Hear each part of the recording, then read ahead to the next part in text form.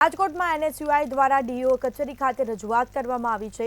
Vacation અને FRC કમિટીના નિયમોના ઉલ્લંઘન થતો હોવાનો આરોપ લગાવવામાં આવ્યો।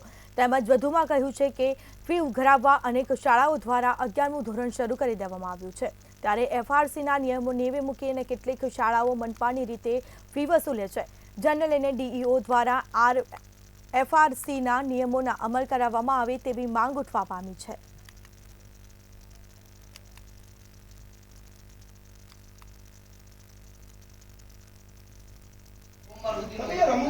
ફીના ઉઘરાણા કરવા માટે થઈ અને તાત્કાલિક ધોરણ 11માનું ભણતર ચાલુ કરી દીધું છે।